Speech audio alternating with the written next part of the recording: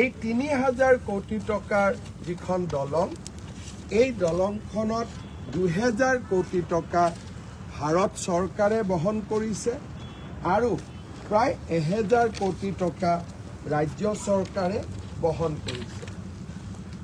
এই দলংখনৰ প্ৰয়োজনীয়তা ক'ত আছিল? গুৱাহাটী আৰু উত্তৰ গুৱাহাটীৰ মাজত শৰাইঘাটৰ দলঙে আমাক সংযোজিত কৰে।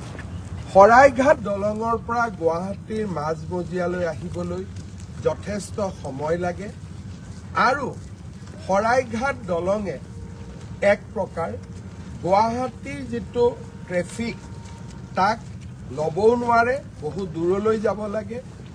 ইয়াৰ ফলত গুৱাহাটীৰ চাউথ আৰু নৰ্থক আমি সংযোজিত কৰিব পৰা নাছিলোঁ। এই দলংখনে গুৱাহাটীৰ চাউথ আৰু নৰ্থ এই দুয়োটাকে গুৱাহাটীৰ মাজেৰে মধ্যম স্থানেৰে সংযোজিত কৰিব। ফলত হায়দৰাবাদ, ছেকেন্দ্ৰাবাদ, আহমেদাবাদ, গান্ধীনগৰ ধৰণে আমি দুখন মহানগৰ নিৰ্মাণ কৰিবলৈ সুবিধা পাম। গুৱাহাটী এখন পুৰণা মহানগৰ, সদায় নতুন নতুন মানুহ আহি আছে আৰু গুৱাহাটীৰ পানী, গুৱাহাটীৰ চিৱেৰেজ, গুৱাহাটীৰ ৰাস্তাই ইয়াক বহন কৰিব নোৱাৰা হৈছিলে।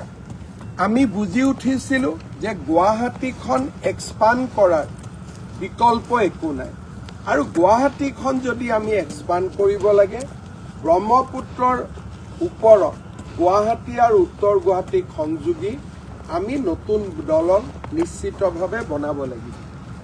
২০১৯ চনৰ ৯ ফেব্ৰুৱাৰী তাৰিখে প্ৰধানমন্ত্ৰী নৰেন্দ্ৰ মোদী ডাঙৰীয়াই এই দলংখনৰ আধাৰশিলা স্থাপন কৰিছিল আৰু সেইগৰাকী প্ৰধানমন্ত্ৰী নৰেন্দ্ৰ মোদী ডাঙৰীয়াই ২০২৬ চনৰ ১৪ ফেব্ৰুৱাৰী তাৰিখে এই দলংখনৰ শুভ উদ্বোধন কৰিব। আধাৰশিলা কৰিছিল ৯ ফেব্ৰুৱাৰী, শুভ উদ্বোধন কৰিব ১৪ ফেব্ৰুৱাৰী। এই দলংখন কামৰূপৰ আটাইতকৈ বিখ্যাত সম্ৰাট বা নৃপতি কুমাৰ ভাস্কৰ বৰ্মাৰ নামত ৰাজ্য চৰকাৰে উৎসৰ্গা কৰিছে। কুমাৰ ভাস্কৰ বৰ্মা কামৰূপৰ ৰজা আছিলে, সম্ৰাট আছিলে।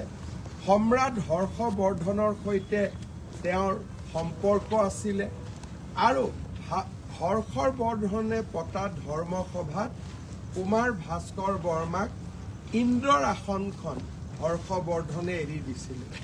ভাস্কৰ বৰ্মাৰ সময়তে হিউৱেন চাং অসম ভ্ৰমণ কৰিছিলে আৰু প্ৰথমবাৰ বিশ্ববাসীৰ আগত অসমক পৰিচয় কৰাই দিছিলে।